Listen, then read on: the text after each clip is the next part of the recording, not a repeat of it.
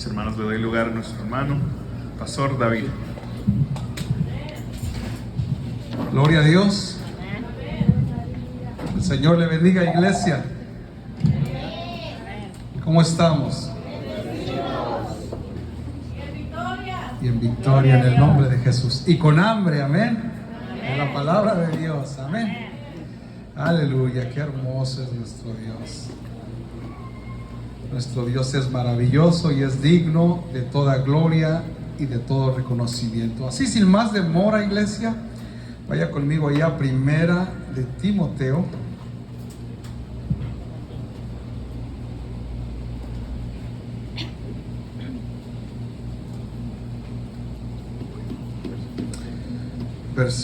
Capítulo 4, versículo 1. ¿Se acuerda que desde que comenzamos con este estudio de la apostasía en las iglesias, comenzamos con las palabras del apóstol Pablo hacia Timoteo? ¿Se acuerda? Amén. Primera Timoteo 4:1. Dice: pero el Espíritu dice claramente que en los postreros tiempos algunos apostatarán de la fe, escuchando a espíritus engañadores y a doctrinas de demonios. Amén. Vamos a orar. Bendito Dios, te damos gracias, Señor, en esta mañana. Señor, gracias por tu amor, por tu misericordia. Gracias por el privilegio que nos has dado de, como un cuerpo que somos en ti, hermoso Jesús, adorarte y alabarte, hermoso Dios. En esta hora, Señor, estamos aquí delante de tu presencia, Señor, para escuchar tu palabra, Señor. Padre, yo solamente soy un portador de tu palabra, hermoso Dios. Siervo inútil soy, Señor, porque hago lo que debo de hacer, Señor. Tú eres el que mereces toda la gloria, toda la honra, todo reconocimiento. Y tú, Espíritu Santo, que te estás moviendo desde que veníamos de nuestras casas, tú vas a impartir lo que tú quieres para tu iglesia. Que seas tú operando, hermoso Dios, hermoso Jehová, en tu casa, en tu pueblo, en tu iglesia, en el nombre de Cristo Jesús. Amén, aleluya. Tome sus asientos, iglesia.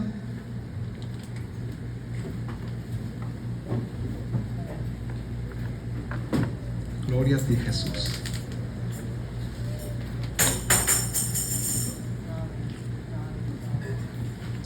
Mis hermanos, hemos estado hablando de las 8 doctrinas de error que trae la apostasía. Amén. Ya solo nos quedan 3. Todavía nos quedan algunos domingos, ¿verdad? Para hablar de todavía no termino, pero porque a veces, aunque uno quiera acelerar el proceso, a veces es difícil, ¿verdad? Hablamos del gnosticismo, hablamos del humanismo, del posmodernismo, la hipergracia, la doctrina de la prosperidad, y vamos a hablar en esta mañana de la confesión positiva. Amén. Y mire,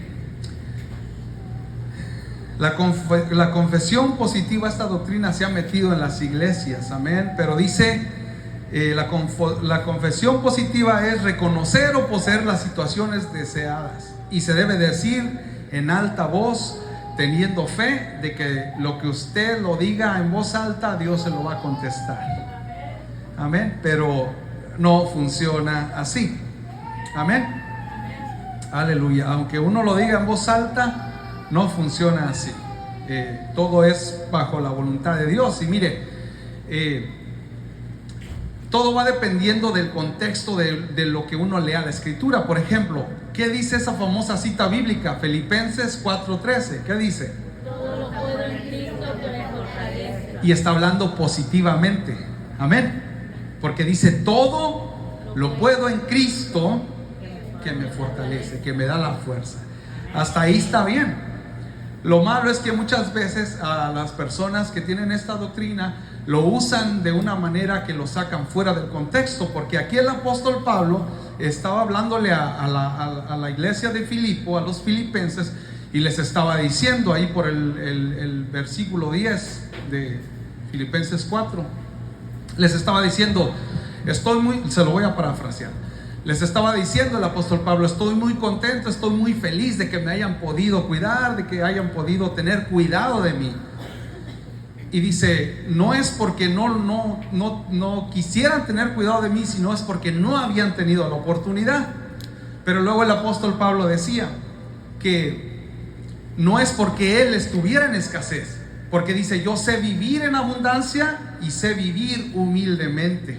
Para todo fui enseñado, para estar en pobreza y para estar en riqueza. Pero fíjese qué tremendo, él lo está usando para hablar de un carácter, de una forma en la que Dios lo había acostumbrado a él, de lo que él había aprendido a través de su vida y en los caminos como misionero, en los caminos de Cristo. Amén. Pero si lo usa uno fuera del contexto, ya como que no encaja muy bien, ¿verdad? Por eso siempre tiene que uno que leer la cita, todo lo puedo en Cristo que me fortalece. Pero ¿de qué estaba hablando el apóstol Pablo? Bueno, estaba hablando de que él, con todo lo que, dependiendo que fuera la situación en su vida, fuera enfermedad, fuera en abundancia, usted nómbrelo, él estaba contento, él estaba feliz. Amén. Y eso es el contexto de lo que dice Filipenses 4:13, que sabe vivir con lo que Dios le ha dado, que no reniega, que no se queja. Eso era lo que era el apóstol Pablo. Amén. Amén. Y es que hoy en día, porque esta casi que parece que estuviera casada la confesión positiva con la doctrina de la prosperidad, casi que van de la mano. Yo sé que ya hablamos en esa ocasión, pero se recuerda cuando Jesús estaba en el desierto ayunando, ¿verdad? Se acuerda que Jesús estaba ayunando y vino Satanás. ¿Y qué le ofreció? Tergiversó la palabra, la cambió, porque así es Satanás. Todo lo bueno lo convierte en malo, y es lo que pasa con la confesión positiva. Pero si usted se recordará, Jesucristo cuando estaba en el desierto ayunando, ¿qué hizo Satanás? Le ofreció riquezas, le ofreció poder, le ofreció reino. ¿Se acuerda?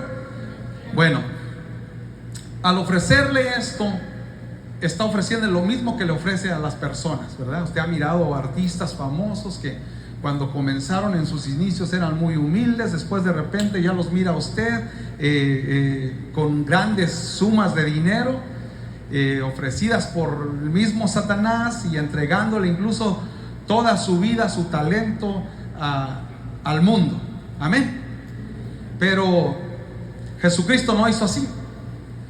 Y qué tremendo Satanás, ¿verdad? Tentar a Jesucristo, al Hijo de Dios, con riquezas, con poder, con fama, cuando Él lo tenía todo.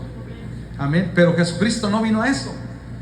Jesucristo pudo haber usado su poder para oprimir al pueblo romano y a los judíos, ponerlos por encima de todos, pero Él no vino a eso. Él venía a salvar lo importante, porque es todo lo que vemos en este mundo es perecedero.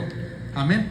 Todo un día se va a acabar, pero Jesús venía por lo más importante, venía por su alma, por su corazón, por su espíritu. Venía a hacer el trabajo de su Padre Celestial para que hoy usted y yo pudiéramos tener vida y vida en abundancia. Amén. Así es que Jesucristo venció la tentación, Jesucristo venció las tentativas de las riquezas y todo eso. Amén. Pero como quiera, Satanás sigue trabajando. Amén. Pero está bien ser positivos y confesar y muchas cosas que vamos a estar viendo. Hay 3 puntos de los que habla esta clase de doctrina, que dice: yo decreto, yo declaro y yo recibo. Y ya porque lo dices en voz alta, ya lo ponen ellos de una manera en la que Dios te va a contestar solamente porque lo dices en voz alta. Pero no es así. Amén. Pero ¿qué debemos de confesar? Dice la palabra de Dios ahí en primera de Juan 1:9, que si confesamos nuestros pecados, Él es fiel y justo para... Amén, aleluya. Eso sí debemos de confesar. Amén. No tanto en necedades, sino en reconocer nuestros pecados delante de la presencia de Dios. Cuando no le conocíamos en un tiempo y Él nos rescató de la muerte, nos sacó del lodo cenagoso, todo ese lodo que significa el pecado, todo oloroso, un mal olor. Amén. Pero dice si confesamos nuestros pecados, porque día con día fallamos, a veces aquí, a veces con nuestra vista, a veces en nuestro corazón le fallamos a Dios. Debemos de confesar nuestros pecados ante el Rey de Reyes y Señor de Señores. Amén. Y luego también dice ahí en Mateo 10:32 que cualquiera que le confiese delante de los hombres, él le confesará delante de su Padre. Pero todo aquel que le niegue delante de los hombres, él lo va a negar delante de su Padre. Eso sí debemos de confesar, no tanto la confesión positiva, sino el confesar quién es Jesucristo en nuestra vida día con día. Amén. Y mire, como le decía, ellos tienen estos tres engaños: yo decreto, yo declaro y yo recibo. Pero mire, vamos a ver algo bien importante. Decretar, iglesia, es decidir o ordenar algo. Fíjese qué tremendo, decidir o ordenar algo. Entonces, en pocas palabras, ellos dicen que mientras tú digas yo decreto que tienes sanidad en el nombre de Jesús, yo decreto, está ordenando. Está ordenando. ¿A quién le está ordenando? Mire, nosotros podemos ordenar que un demonio salga de una persona. Amén. Lo atamos y lo echamos fuera en el nombre de Jesús. Amén. Como lo hizo Jesucristo. Si usted se recordará, Jesús, cuando estaban los discípulos y él los había mandado adelante, y se vino esa gran tempestad y empezó a ponerse feo, horrible, que a todos les dieron miedo, ¿qué hizo Jesús? Mandó callar la tempestad. Le dijo: enmudece. Esa es una orden. Amén. Y nosotros podemos ordenar en ciertas cosas. Como le dije, se presenta un endemoniado por ahí, usted lo ata y lo echa fuera en el nombre de Jesús. Amén. Que Dios lo agarre ayunado y bien orado. Amén. Porque si no, no le vayan a dar una arrastrada. Pero en el nombre de Jesús no hay poder, no hay potestad que pueda contra ese nombre poderoso del unigénito Hijo de Dios. Amén. Pero ya decretar algo, iglesia. Aquí tengo a mi hermano Martín. Yo puedo decir: hermano Martín, yo decreto que en el siguiente mes vas a ser millonario. Imagínese, decretar. ¿Yo quién soy para decretar? ¿Me entiende? No, eso no es bíblico. Amén. Fíjese lo que dice ahí en Mateo capítulo 6. Vaya conmigo allá a Mateo capítulo 6.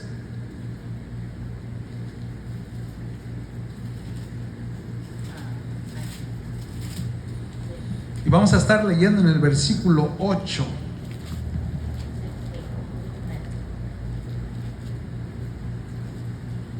Para que entendamos que no se trata de decretar, de ordenar, de cómo mandar a Dios. Amén. Ya está ahí. Mateo capítulo 6 versículo 8 dice: no os hagáis pues semejantes a ellos, porque vuestro Padre sabe de qué cosas tenéis necesidad antes que vosotros se lo pidáis. ¿Estamos escuchando, iglesia?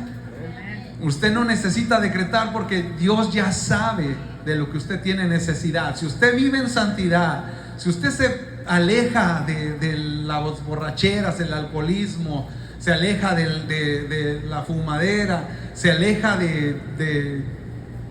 agarra usted vicios por ahí, drogas, no sé, usted anda en adulterio, fornicación. Si usted se aleja de todo eso, dijo Jesucristo mismo, palabras de Cristo en rojo, dice ahí: mi Padre sabe qué cosas tenéis necesidad antes que vosotros se la pidáis.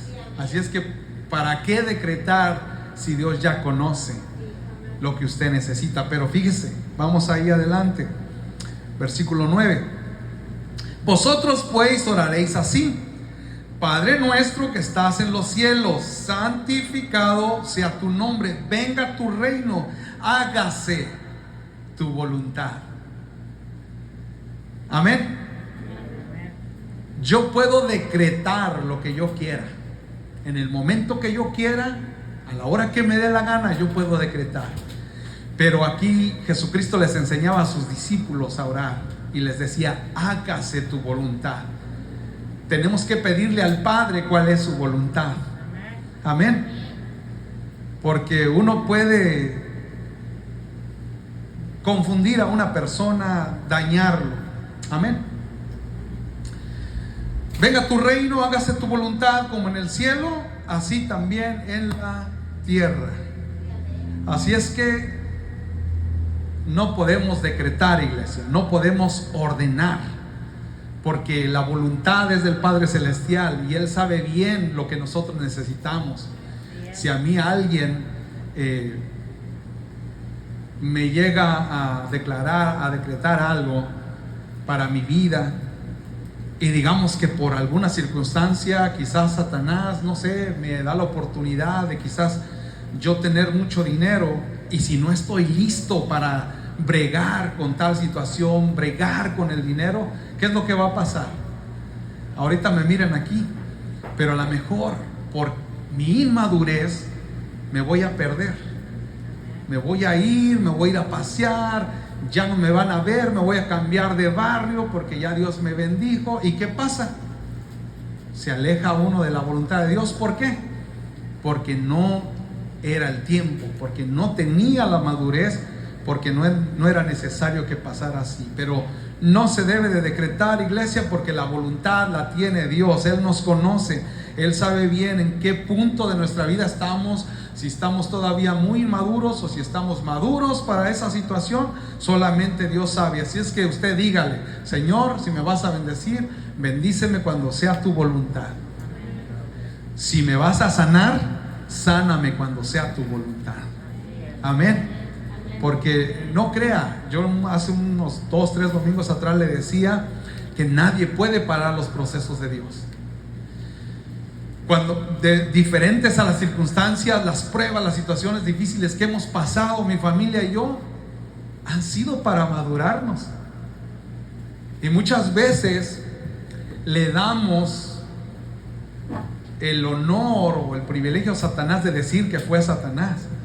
Y sí, Satanás se los decía en una predicación pasada, que aquella vez el sacerdote Josué estaba parado delante del trono de Jehová, y que vino Satanás y le dijo: mira, tiene vestiduras inmundas, ¿se acuerda? Yo sé que sí, Satanás se acerca para acusarte, iglesia, para avergonzar a Dios por tu comportamiento, por tu manera de vivir, ¿verdad? Pero nosotros debemos de estar conscientes de que Dios muchas veces le da permiso a Satanás de obrar algo en tu vida para cambiarte, para procesarte, para que entiendas cómo debe de ser la vida en Cristo Jesús. Amén. Así es que yo sé que muchas veces hemos cometido el error de decir: Satanás nos está atacando, Satanás me trajo esto a mi vida, es porque Satanás sabe lo que estoy haciendo, es porque Satanás esto, es porque Satanás lo otro. Pero muchas veces Dios está permitiendo que pasen esas cosas para que tu vida sea transformada, para que tu vida vaya en la dirección correcta, porque si no te vas a desviar. Amén. Así es que todo tiene que ser bajo la voluntad de Dios. ¿Cuál es la segunda, el segundo engaño? Dije: yo decreto, yo declaro. Mire, declarar es manifestar o exponer una cosa públicamente. Amén. Ellos dicen: declaro que eres próspero, y como le decía, no saben si la persona está lista para lidiar, y al rato la persona va a decir: es que a mí me declararon que yo iba a tener esto, o a mí me declararon que yo iba a tener este ministerio, a mí me declararon que yo iba a tener esta empresa, a mí me declararon. Pero como le decía, la voluntad de Dios se la tienen que pedir a Él. Amén. Gloria a ti, Jesús.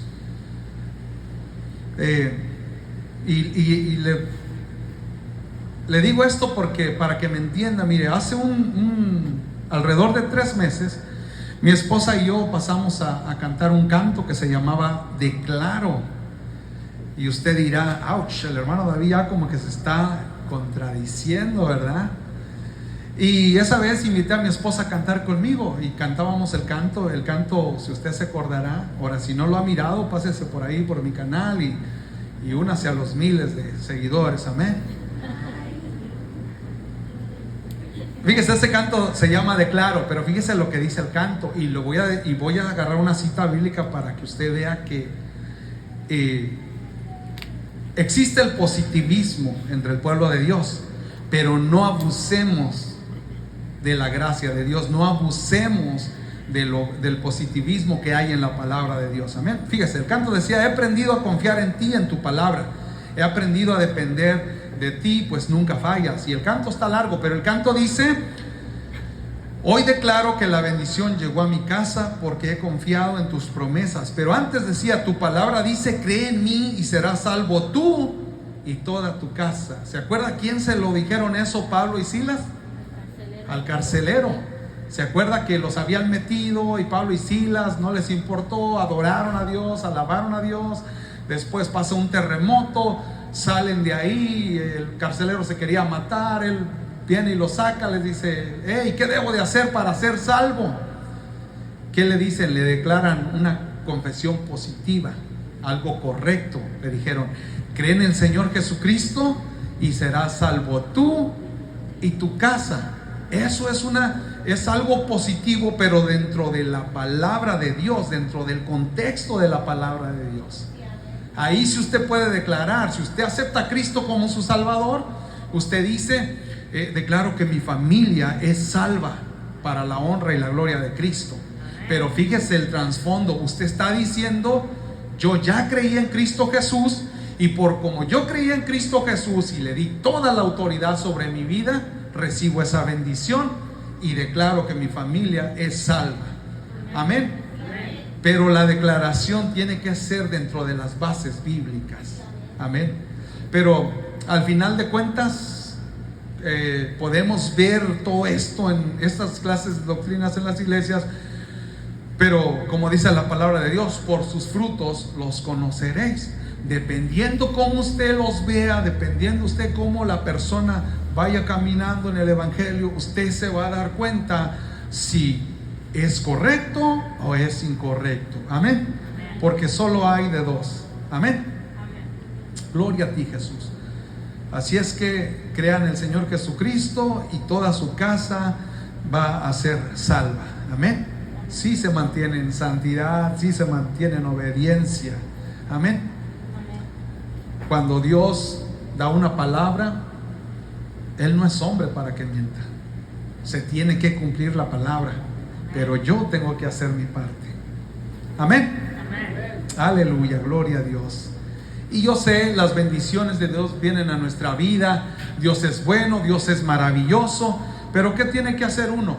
Confiar a que se haga la voluntad de Dios. Fíjese lo que dijo allá el rey Salomón en Eclesiastés 2:26. Vaya conmigo para allá.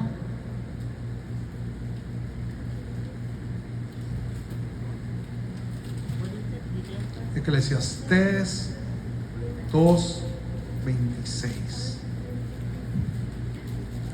Esta cita bíblica la estaba leyendo porque mi esposa este viernes que enseñaba dio una cita por estos rumbos.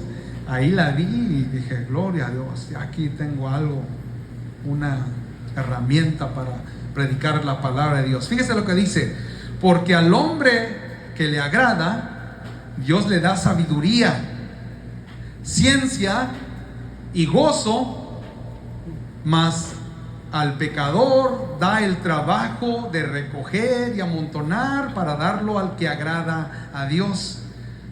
Y que dice al último, bueno, ahorita hablamos de eso. ¿Qué es lo que está diciendo aquí el rey Salomón?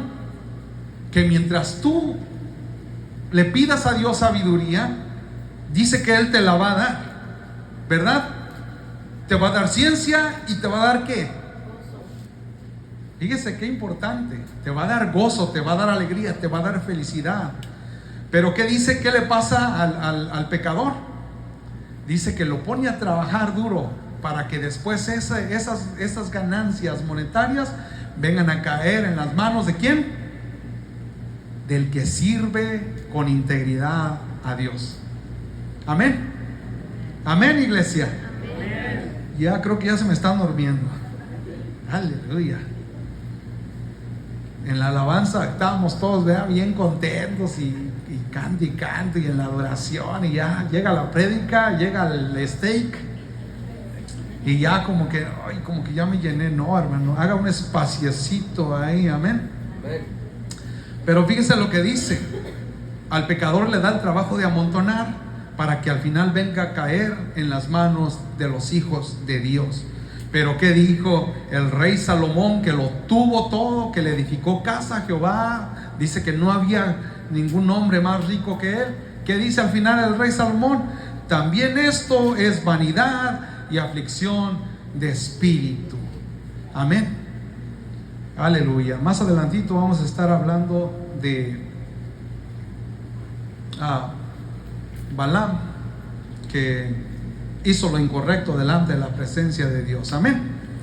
Pero también las posesiones monetarias también son aflicción de espíritu, porque dice la palabra de Dios que muchas veces el pobre es el que más rico duerme, porque se acuesta, dice, pues ¿qué me pueden robar? Pero el rico dice, y si prendí la alarma, y estará seguro mi dinero en el banco, mi buen salario. Amén. Pero fíjese qué tremendo. Entonces, haga la voluntad de Dios y Dios lo va a bendecir.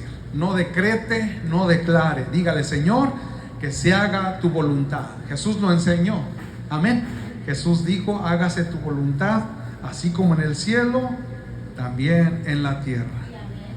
Y eso es la confesión positiva. Ahora, hay otra que se llama teología liberal. Y fíjese, teología en griego es theos.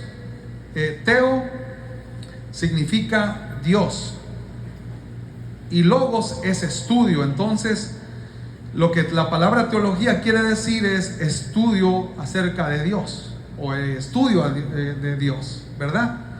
Liberal, ¿qué es, iglesia? ¿Qué significa la palabra liberal? ¿Qué es? Una persona liberal es una persona que es tolerante y respeta las opiniones y costumbres de los demás. Muchas veces pensamos que liberal es traer el pelo largo, ¿verdad?, su arete acá, y antes, cuando conociste a Cristo, no estabas tatuado, pero luego te tatúas y dices, no, que al cabo Dios me ama así como soy. Anda usted con su pelo largo, como tipo mujer haciéndose trenzas, ¿verdad? Bueno, a veces uno piensa que eso es liberal, pero fíjese lo que dice la definición. Dice que es tolerante y respeta las opiniones y costumbres de los demás. Ahora, no hay teología liberal, hay solo teología, estudio de Dios. Amén. Pero los teólogos liberales son los que han traído esta nueva doctrina de que no está bien, no te metas con eso, no, hay que respetar. No, respeta, no, si a ti te respetan, tú respeta. Entonces, es que, no, yo entiendo, ellos, el grito, tú no, la fiesta, el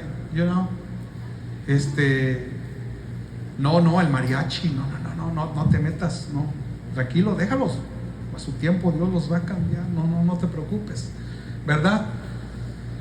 Pero eso es lo que enseña la teología liberal. Estaba leyendo, fíjese, ahorita se me vino, estaba leyendo del apóstol Pablo cuando él iba, porque él se decía que él era el portavoz de Jesucristo. Él se decía que él llevaba la doctrina de Jesucristo a donde quiera que iba. Pero fíjese, iglesia, y yo sé que Dios nos dé sabiduría y que Dios nos dé valentía, iglesia, porque están pasando muchas cosas en el mundo porque la iglesia de Cristo está dormida, porque la iglesia de Cristo es cobarde, y le voy a decir por qué.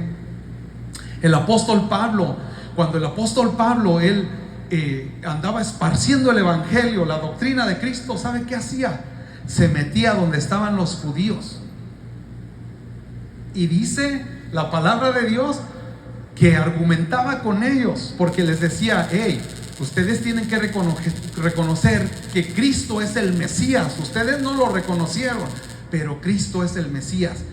Qué tremendo irse a meter a un lugar donde sabes bien que no piensan así, que te van a rechazar. Incluso al apóstol Pablo ya lo habían golpeado en muchas ocasiones, Y saber que te van a golpear, saber que te van a criticar, saber que se van a burlar de ti. Qué valentía del apóstol Pablo. Mi esposa hablaba acerca de contender la fe el día viernes. Entonces, fíjese qué tremendo. El cuerpo de Cristo muchas veces somos tan liberales que decimos, no, está bien, déjalos, no hay problema. Pero ¿qué dice la palabra? Que tenemos que contender la fe. El apóstol Pablo se iba y se metía y argumentaba y se tardaba ahí horas. Y muchas veces uno quiere quizás hablarle a alguien de Cristo y nada más entregar un tratadito y ya ahí, ¿verdad? Dejarlo ahí. Pero si te hacen preguntas o si se meten a contradecirte, ya como que dices, no, está bien, pues lo dejamos por otra vez. No, hombre, qué tremendo, ¿verdad? Que Dios nos dé sabiduría y que Dios nos dé inteligencia y que Dios nos quite la cobardía para luchar contra esta nueva teología liberal. Porque fíjese, iglesia, eso comenzó allá por el siglo XVII y más o menos como en el 1920 al 1965 se empezaron a acabar los profesores de teología correcta y empezaron a crecer. Fíjese desde cuándo estamos hablando. La última fecha fue 1965, cuando ya los profesores de teología que estaban creciendo se fue para abajo. Ahora los teólogos modernos ya no quieren enseñar acerca de que hay un infierno, ya no quieren enseñar de que tienes que vivir en santidad, ya no quieren enseñar la correcta palabra de Dios. Ahora se están conformando al posmodernismo. ¿Se acuerda cuando hablamos del posmodernismo? Se quieren conformar al humanismo, se quieren conformar a la manera de vivir de este mundo, cual no debe de ser así. Amén. No debemos de conformarnos. Al contrario, ojalá y que se pueda decir que en el año 2023 comenzaron a salir cristianos verdaderos, llenos de la palabra de Dios, que comen la palabra de Dios y que la practican, y por medio de ellos están siendo salvadas miles y miles de personas. Amén. Para que así haya evangelio y haya menos personas yendo directo al infierno, porque es a donde se va, ¿verdad? En una célula que mi hermano Martín daba en San Marcos, se me quedó mucho grabado eso, que él comenzó con esto. Dijo, ¿qué pasaría si a la persona que amas y sabes bien que va a caer a un precipicio y tú no le dices nada? ¿Cómo te sentirías? ¿Qué harías al respecto? Qué tremendo, ¿verdad? A veces decimos Dios es amor, ¿verdad? Pero se nos olvida que dice la palabra de Dios ahí en 1 Juan 4:8, el que no ama no conoce a Dios, porque Dios es amor. Así es que si tú amas a alguien, dile la verdad, dile que se va a ir al precipicio si no se arrepiente. Amén. Dígaselo, amén. Y mire, iglesia, por causa de esta doctrina liberal, por causa de esta teología liberal de que están hablando más en enfocarse en sí mismos como personas, lo que yo necesito, lo que yo quiero, muchas veces usted se ha dado cuenta, hay iglesias muy grandes, y mire, no estoy generalizando, porque muchas veces en esas iglesias hay una unción tremenda en iglesias grandes, pero me refiero a las iglesias donde no se le exige al pueblo compromiso, donde no se le exige una fe genuina, una fe que le ayude a crecer, una fe que le ayude a mantenerse en santidad, sino que nada más llegan los feligreses, llegan los hermanos a los grandes auditorios, llegan, entran, escuchan la palabra, que muchas veces es light, así bien livianita, ¿verdad? Escuchan la palabra y se van, y luego regresan a veces hasta el otro domingo y no hay cambios. Esa no es una fe verdadera.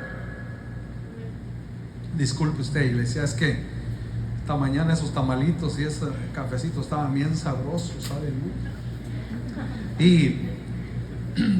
Pero fíjese qué tremendo. Una verdadera fe, una verdadera teología te empuja a caminar más cerca de Jesucristo. Te motiva a ir hacia adelante buscando las cosas del reino y cambiando y dejando la humanidad, amén, dejando todo lo que nos desconecta de la presencia de Dios. Amén. Pero fíjese qué tremendo cuando yo veo, el otro día miraba allí en Instagram, miraba a una persona con un arete acá y cantaba tremendo. Ya quisiera tener yo esa voz, ¿no? Pero cantaba, o sea, subió de tono que, hombre, ya se me pone la voz afónica. Pero tenía su arete y qué bonito se veía la instrumentación, se escuchaba el canto bien bonito, pero qué tremenda la liberalidad que hay en estos tiempos. Amén. Qué tremendo, porque ahora las personas pueden cantar muy bonito. Y sí, mire, desde el momento que uno nace, ya Dios pone el don, el talento en usted, cualquiera que sea. Dios lo pone. Pero si usted no le guía a alguien a Jesús, y usted crece y se va al mundo, ese don de cantar hermoso, ¿para quién lo va a usar si no sirve a Cristo? Para el mundo, ¿verdad? Y tiene que tener un encuentro con Jesucristo para después ese don usarlo de la manera correcta, de usarlo para aquel que se lo dio. Pero qué triste, iglesia, y esto es más para los jóvenes, qué triste que muchas veces se le da muchos años de nuestra vida, se la damos a veces al mundo, al placer, se la damos a quien no se lo merece. Amén. Y después, ya cuando estamos todos cansados y apaleados, ya cuando casi no hay fuerza, ya cuando me duele la patita derecha, ya cuando me levanto y me truena la espalda, ya queremos darle las miserias, las obras a Dios. No, háganlo desde su juventud, hermanos, jovencitos. Háganlo desde su juventud para que ustedes tengan recompensa. ¿Qué dijo ahí Salomón? Acuérdate de tu Creador en los días de tu juventud, antes que vengan los días malos y lleguen los años en los cuales digas: no tengo en ellos contentamiento porque malgasté mi vida, no le di a Dios lo que se merecía, no le di mis fuerzas. Amén. Y cuando yo veo todo esto, iglesia, como este cantante, veo que hay por doquier. Ahorita ya hay un pastor, y no voy a decir su nombre, ahora sí no se me va a escapar, ¿ok? Hay un pastor que conozco, yo lo admiré por mucho tiempo porque canta hermoso. Y él se viste correctamente y vive correctamente, pero yo desde cuando vi sus primeros CDs, bueno, cassettes, porque en ese tiempo salían los cassettes así con cinta y eso, los más de mi edad se acuerdan, ¿verdad? Cuando él salió, su hijo, yo lo miraba, y su hijo, un niño chiquito así, que se miraba hasta graciosito. Después él, obvio que él lo crió por el evangelio, ¿verdad? Por el camino correcto.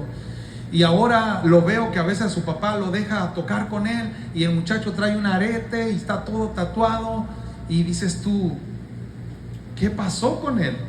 Porque él no es así. ¿Qué pasó con el hijo? Y permitirle él a su hijo ministrar con él la presencia de Dios en un estado así. Se imagina, iglesia, hasta dónde está el liberalismo, hasta dónde está la teología liberal, de que te engaña y te dice: Dios te acepta tal y como eres, y no te preocupes, tú puedes hacer algo. Incluso hay un hermano que tiene una iglesia, pero grande, una iglesia de miles, y él dice: no, eso de los tatuajes, eso no, usted se puede hacer tatuajes cuando usted quiera, dice, eso, yo ya leí esa palabra, dice, tengo doctorado en la palabra de Dios, dice, a eso no se refiere, que se quiten esos religiosos, a eso no se refiere, usted se puede tatuar porque el cuerpo, ¿qué va a pasar con el cuerpo? El cuerpo se lo van a comer los gusanos, y ahí se va a quedar, lo que importa es el alma y el espíritu. Él enseña estas cosas y tiene miles de personas. Se fija cómo se ha degradado la santidad del evangelio, el cuidado de tu cuerpo. ¿No dice la palabra de Dios que vuestro cuerpo es morada y templo del Espíritu Santo? Entonces, ¿por qué mancharlo? ¿Por qué quererse parecer a los del mundo? Amén. No somos igual que los del mundo, somos peregrinos y extranjeros, estamos de paso en esta tierra. Amén. Muchos son los llamados y pocos los escogidos. Está la brecha ancha y está la brecha estrecha. La más estrecha es la más difícil, pero es la que nos va a llevar directo a Jesucristo. Amén. Denle un aplauso a Cristo, que Él se lo merece. Nos abrió los ojos y nos dio el entendimiento para poder salvar nuestras almas. Amén. Aleluya. Y como último punto, mis hermanos, tengo los judaizantes. Empezamos con la confesión positiva, la teología liberal. Hay mucho en qué profundizar. Yo sé que el tiempo ya ha avanzado, iglesia. Mire, los judaizantes, iglesia, son aquellas personas que se apegan a la ley, al Pentateuco, a los dichos de Moisés. Y no, ahí está, ¿verdad? Los 10 mandamientos. Es cuando Dios saca al pueblo de Israel de Egipto, ¿verdad? Hay mucho hermoso que hablar de eso. Yo he dado predicaciones acerca de la vida de Moisés, de cómo hasta cuando fue a ver a Dios, el tramo que Moisés subió eran 3 horas y media de ida, y luego bajar del monte otras 3 horas y media de bajada. O sea, hay mucho hermoso que hablar, pero cuando Jesucristo vino a este mundo, se acabaron muchas cosas. Él vino a practicar la palabra. Él dijo: yo no vengo a abolir la ley, ¿verdad? No vengo a quitarla, sino vengo a enseñar cómo se hace en realidad, cómo se debe de practicar. Amén. Pero nosotros, incluso vamos a estar viendo más adelante cómo el apóstol Pablo se da una enojadita con el apóstol Pedro. Amén. Pero eso va a ser más adelante. Entonces, fíjese, iglesia, ¿cómo debe de ser? Deben de ser, yo sé que ellos no reconocieron al Mesías, los judíos, ¿verdad? No todos, ¿verdad? Porque está un Nicodemo, están muchos que lo seguían. No podemos decir, no, es que lo rechazaron los judíos. No, hubo muchos que sí lo aceptaron. Pero el punto es que los judíos reconozcan que Cristo era el Mesías y que no lo reconocieron. Ese es el punto. Que los judíos sean cristianos, no es al revés. No es que yo, David, acepté a Cristo como mi Salvador y empecé a crecer en el Evangelio, pero ahora me atrae mucho la manera de que hacen los judaizantes y ahora hasta me tengo que circuncidar. Eso no es correcto. Tampoco no tengo que irme a festejar las fiestas, tampoco tengo que ir a hacer todo lo que ellos hacían. ¿Por qué, iglesia? Porque eso es judaizar. Hay muchos que hasta se cambian el nombre. No, ya no soy David. Y ya hasta se ponen un nombre en judío, se hacen hasta ciudadanos judíos. Y es bonito porque Jesucristo practicó muchas cosas, ¿verdad? Pero más adelante vamos a ver la palabra de Dios ahí en el Nuevo Testamento. Pero fíjese, debe de ser judíos cristianos y no cristianos judíos. Hoy en día está creciendo mucho este movimiento de cristianos judíos, porque hay muchos que están adoptando la ley y están practicando todo y se están haciendo judíos. Ya hasta muchos hasta usan la kippah, ¿verdad? Porque ya se hicieron judíos, ¿verdad? Pero a eso no vino Jesucristo y lo vamos a estar viendo más adelante. Ahora, fíjese, yo no tengo nada en contra de Israel. Dios me libre, porque por ellos es porque vino la bendición. Ahí nació el Salvador del mundo. Amén. De hecho, ¿qué debe de hacer usted? ¿Qué debo de hacer yo? Bendecir a Israel. Vaya ahí a Números 24:9. Vamos hasta acá en una parte bien hermosa. Números 24:9.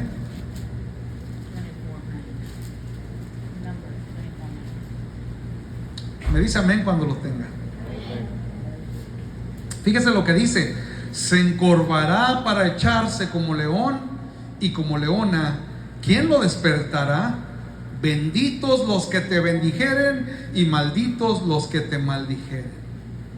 Esta fue una palabra que dio el profeta Balaam, porque Balac quería que maldijera a los israelitas. Dijo: hey, mira, vinieron estos personas acá y se pusieron en ese monte, ahí en ese valle, y pues me caen mal, me caen bien gordos. No, hombre, no, o sea, porque están prosperando y están creciendo en número y nosotros pues nomás nada.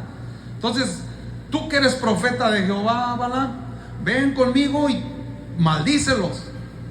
Y muchas veces de aquí viene el deseo del dinero, iglesia, porque Balaam, siendo profeta de Jehová, aún así se fue a maldecir al pueblo de Dios, ¿verdad? Pero Jehová no lo dejó. Jehová nunca lo dejó. Cada vez que le decía el profeta Balaam a Balac, le decía: hazme allá en aquel monte, hazme un holocausto y ahí vamos a ofrecer sacrificio a Jehová y ahí te los maldigo.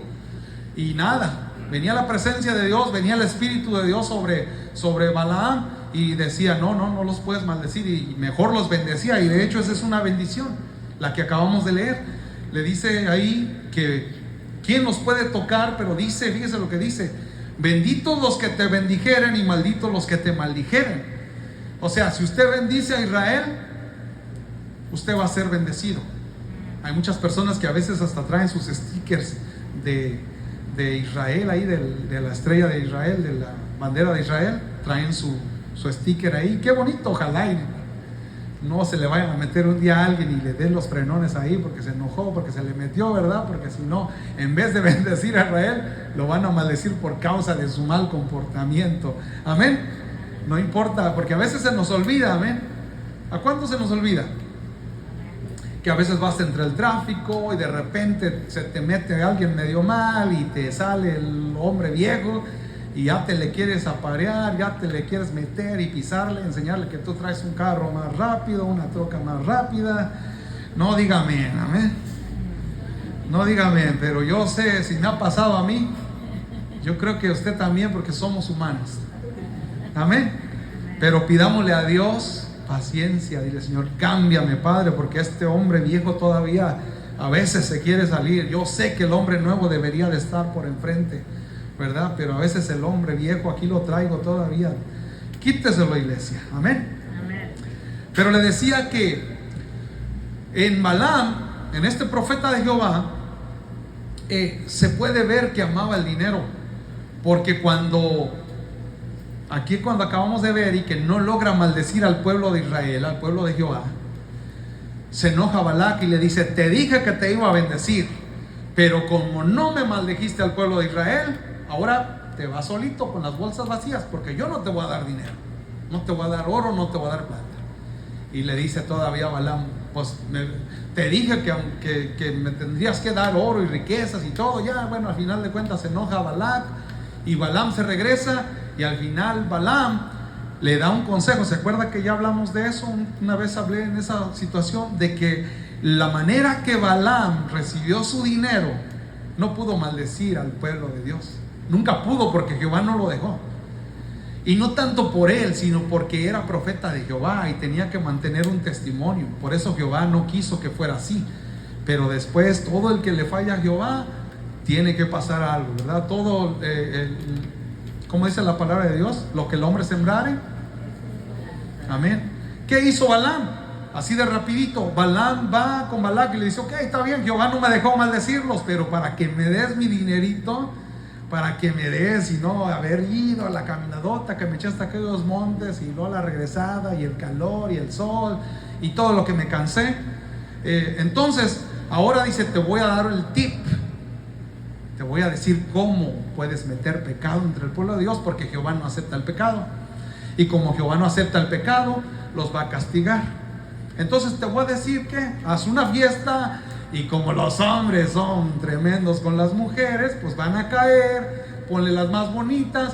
Se va el pueblo de Dios a la fiesta de un Dios pagano, iglesia. Se meten los israelitas con las mujeres de este pueblo perverso y pecador. ¿Y qué pasa? Después Jehová envía castigo a Israel. Pero fíjese quién dio el consejo: el profeta de Jehová, el que se supone que estaba para dar aviso, profecía, palabra al pueblo de Dios, al pueblo santo. Pero fíjese lo que hizo. Esto es como ir contra tu propio pueblo. Amén. Qué tremendo, ¿verdad? No estaba aquí en el mensaje, se lo digo con toda sinceridad, pero tenga cuidado de los Balams. Tenga cuidado que no le vayan a dar un mal consejo, porque si Balaam, que era profeta de Jehová y Dios le hablaba y el Espíritu Santo descendía sobre él y él podía hablar palabra de Jehová directo del corazón de Dios, imagínense personas que conocemos hoy en nuestro entorno, en nuestro vivir, ¿qué consejo nos podrían dar? Tenga cuidado, no vaya a ser para su destrucción. Amén. Amén, iglesia. Amén. No se me va a enojar, iglesia. Amén. Porque tiene dos trabajos. Dice Gálatas 2. Vaya conmigo allá, Gálatas 2, y estamos en la recta final, iglesia. Yo sé que ya cuando usted escucha la recta final ya se pone más contento, hasta como que se despierta. Dice, ya va a acabar el hermano David. Gálatas 2. Fíjese qué hermosa declaración del apóstol Pablo, una hermosa palabra. Vamos a leer del 14 al 21. Ya está ahí. Ya está ahí. Gloria a Dios. Fíjese lo que dice Gálatas 2:14. Pero cuando vi que no andaban rectamente conforme a la verdad del evangelio, dije a Pedro de delante de todos: si tú, siendo judío, vives como los gentiles y no como judío, ¿por qué obligas a los gentiles a judaizar? Nosotros, judíos de nacimiento y no pecadores entre los gentiles, sabiendo que el hombre no es justificado por las obras de la ley, sino por la fe de Jesucristo, nosotros también hemos creído en Jesucristo para ser justificados por la fe de Cristo y no por las obras de la ley. Por cuanto las obras de la ley, nadie será justificado. ¿Hasta cuál le dije? Hasta el 21. Y si buscando ser justificados en Cristo, también nosotros somos hallados pecadores. Es por eso, dice, es por eso Cristo ministro de pecado en ninguna manera. Porque si las cosas que destruí, las mismas vuelvo a edificar, transgresor me hago. Porque yo por la ley soy muerto para la ley, a fin de vivir para Dios. Y está esta hermosa palabra: con Cristo estoy juntamente crucificado, y ya no vivo yo, mas vive Cristo en mí. Y lo que ahora vivo en la carne, lo vivo en la fe del Hijo de Dios, el cual me amó y se entregó a sí mismo por mí. No desecho la gracia de Dios, pues si por la ley fuese la justicia, entonces por demás murió Cristo. Es por eso que nosotros no nos judaizamos. Es por eso que usted no me mira con una kipa, ¿verdad? Y haciendo oraciones como ellos, ¿verdad? Porque nosotros nos debemos de quedar así como Cristo nos alcanzó, ¿verdad? Nosotros somos gentiles, y de hecho el apóstol Pablo es el apóstol para los gentiles. Amén. Pero fíjese qué tremenda palabra: con Cristo estoy juntamente crucificado, y ya no vive David, sino que Cristo vive en David. Entonces, ¿cómo debe de vivir David? En santidad, porque Cristo es santo y yo debo de vivir en santidad. Me acuerdo cuando le compartía un video corto a mi hermano Omar, de que hablaba de este hombre que también se llama David, y hablaba acerca de que muchas veces como cristianos, a veces por eso no crecemos, porque no entendemos este principio, que ya no vive, póngale su nombre, ya no vive usted, Cristo vive dentro de usted. ¿Cómo era Cristo? ¿Cómo debo de ser yo? Si yo acepté a Cristo como mi Salvador, entonces Cristo está en mí. Entonces, ¿cómo debo de ser yo? Una persona santa, una persona apartada del pecado, una persona para vivir delante de la presencia de Dios. Amén. Póngase de pie, iglesia, y dele un aplauso a Cristo. Satanás siempre va a buscar la manera de lo bueno torcerlo por lo malo. ¿Qué le dijo a Eva? En Génesis 3, con que Dios dice que sí, que no puedes comer de ese árbol, del árbol del... Fíjese qué tremendo, qué tramposo es Satanás. con que Dios dice que no puedes comer de los árboles del huerto, cuando Dios no dijo eso. Dijo, puedes comer de todo menos de ese, el que está en el centro. Y que le dijo a la mujer, no, sí podemos. Jehová dijo que podíamos comer de todos menos de ese. Porque sabe Dios que cuando comas de ese árbol vas a conocer el bien y el mal. La engañó. Y después viene el engaño también para Adán. Y después viene el engaño hasta el día de hoy. Satanás sigue trabajando con la confesión positiva, con el yo decreto, yo declaro, con el vamos a hacernos judíos porque nos vamos a hacer más santos, cuando acabamos de leer lo que el apóstol Pablo le dijo al apóstol Pedro. Amén. Así es que no nos dejemos influenciar por estas doctrinas de error, iglesia. De aquí al otro domingo que me toque predicar, ya que me toque predicar, va a estar bien hermoso, se lo digo. Vamos a hablar de los 2 enemigos. Así es que no falte. Tenemos 2 enemigos, iglesia. Y estuve dándole una repasada rápido a estos temas. Tenemos 2 enemigos que muchas veces, por estar más enfocados en nosotros y en lo que nos rodea, no nos damos cuenta que esos enemigos están operando constantemente y dentro de nosotros. Pero vamos a hablar de estos 2 enemigos. ¿Para qué? ¿Qué se hace con los enemigos? Se destruyen. ¿Qué se hace con los enemigos, iglesia? Pásale, mi hermano Martín. Así es que para ser destruidos es para que están ellos. Amén. Denle un aplauso a Cristo.